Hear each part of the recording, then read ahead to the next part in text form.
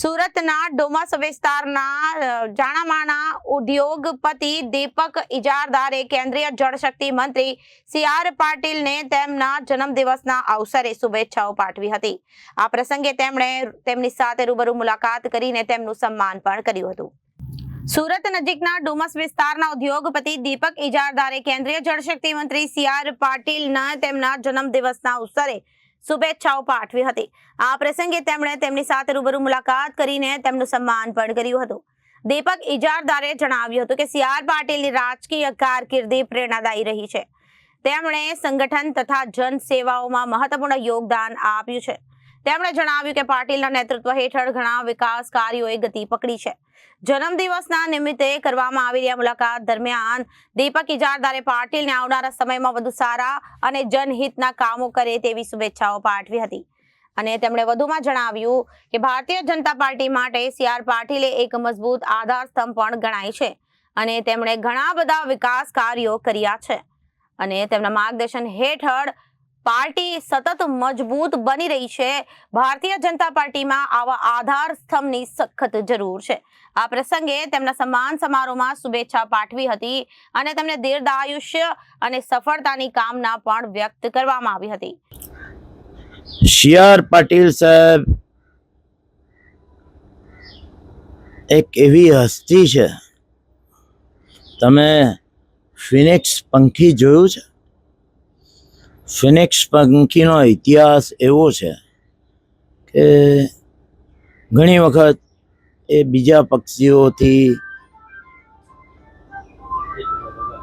ઘવાઈને અંતિમ શ્વાસો લેતું સ્મશાન પાસે રાખ થઈ ગયેલું હોય, એના અંતિમ દિવસો વેન્ટિલેટર પર ઘડાઈ રહેલા હોય. એટલે વેન્ટિલેટર પર હોય, આપણા મનુષ્ય વેન્ટિલેટર પર હોય, ફિનિક્સ પંખી છેલ્લા શ્વાસો ગણતું હોય. તો કંઈક એવી જ અવસ્થા કોઈક સમયમાં સી.આર. પાટીલની સાહેબની હતી અને ત્યાંથી એ પંખી ફિનિક્સ પંખી ઉડ્યું, MP બન્યા. વિરોધ વચ્ચે પણ શાનદાર રીતે બહુ લાખોની જીત વચ્ચે 2009માં નવસારી વિધાનસભાના નવસારી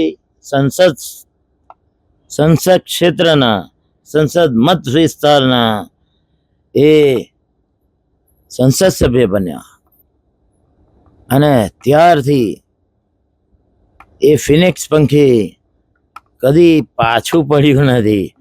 એમની ઉડાન વન ભાઈ વન ઉપર ચડીએ જ ગઈ છે. વારે ઘડીએ મોદી સાહેબ એમને યાદ કરે, બોલો સાહેબ, મોદી સાહેબ જે બોલે તે કામ સી.આર. પાટીલ સાહેબ કરી જ દે. એટલે મોદી સાહેબના ખાસ પ્રિય નેતા છે અને સુરતના તો બહુ ફેમસ નેતા છે. હવે એટલી ઊંચી ઉડાન એમણે ભરી લીધી કે શું એમને ગુજરાતનું મુખ્યમંત્રી પદ આપવું? ન. એટલે સાહેબે એમની સાથે છે ને, નરેન્દ્ર મોદી સાહેબે એમને એમની નવી કેબિનેટમાં દિલ્હી બોલાવી લીધા અને એમને જળ સંચય કેન્દ્ર શું કહેવાય ડિપાર્ટમેન્ટના કેબિનેટ મંત્રી બનાવી દીધા. ત્યાર પછી બી પાટીલ સાહેબના પરાક્રમ તમારે જોવું છે, સાંભળવા છે ને તો સાંભળો.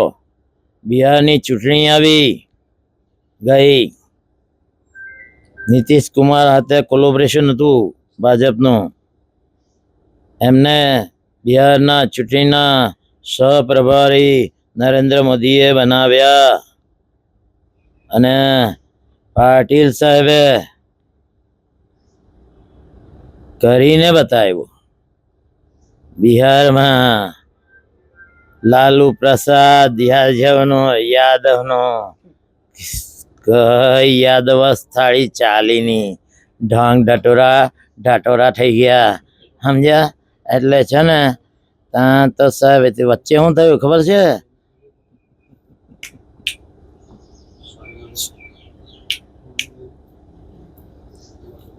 વચ્ચે સરદાર સરોવર ના કેવડિયા મુકામે સરદાર વલ્લભભાઈ પટેલની જયંતિ આવી, તો ત્યાં મોટું મોટું ફંક્શન નરેન્દ્ર મોદી સાહેબ, હિન્દુઓના ટોપ લીડર અને મુસ્લિમોમાંથી થોડા થોડા લીડર, પણ વિશ્વ લીડર નરેન્દ્ર મોદી સાહેબ, વડાપ્રધાન ઓફ ઇન્ડિયા, એ આવ્યા હતા કેવડિયા મુકામે.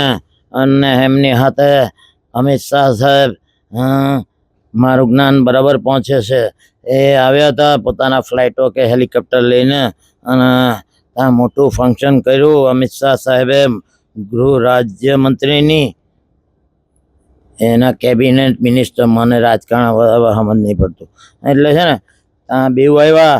પણ બિહારનું ચૂંટણી બાકી હતી, એટલે ભલે કેવડિયું કે કેવડિયા ગામ કે જે હોય તે, હું હજુ ગયો નથી એટલે મને ખબર નથી.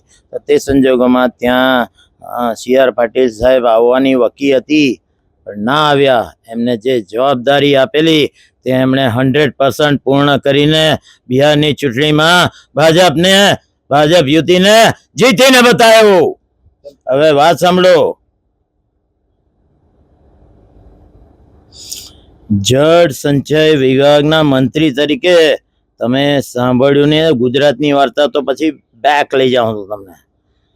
જળ સંચય વિભાગ સેન્ટ્રલ, ત્યાં બી રોજ એમની તો મીટિંગો ચાલે. બધા કારીગરોને એટલે આર્કિટેક્ચરોને, પેલા ભૂગર્ભ પાણી જળ યોજના વાળાને બોલાવે, એક્સપર્ટને. હિન્દુસ્તાનમાં આપણું કેપિટલ છે ને, ન્યૂ દિલ્હીમાં કેબિનેટ સંચય વિભાગમાં મોટી બધી કોન્ફરન્સ રૂમો છે, એમને આપેલું. ત્યાં બોલાવે બધાને. ત્યાં એલાન કર્યું છે કે કચ્છના રણમાં પણ ઘરે ઘરે આરો વોટર સપ્લાય કરાવીને જંપેશ.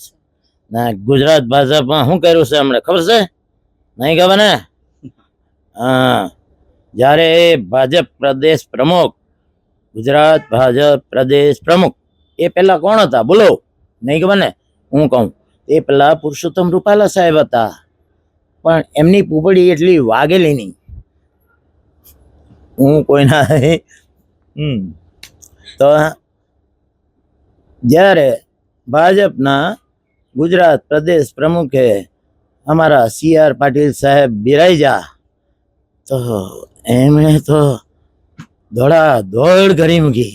આજે પોરબંદર, તો બીજે દાડે ડાંગ થી પાછા આવા તો વડોદરા, બધું મુંબઈની ગુજરાતની ગલીમાં પેજ કમિટી નિમી દીધી ને બધે એવું ભાજપનું ચિત્રામણ કરી લાગ્યું ને કે તું રહે ના રહે મેં તેરે સાથ હું. તેવું છે ને, લોકોએ કહેવા માંડ્યું કે સી.આર. પાટીલ સાહેબ કે તમે રહેવો નહીં રહેવો, પણ ભાજપની પીપુડી તો ગુજરાતમાં વાગતી જ રહેશે. આ પેજ કમિટીનું સ્થાપન સી.આર. પાટીલ સાહેબે કરેલું, એટલે ભાજપ હવે નેક્સ્ટ 50 વર્ષ સુધી ગુજરાતમાં સેફ છે. Bureau report, Janadesh news.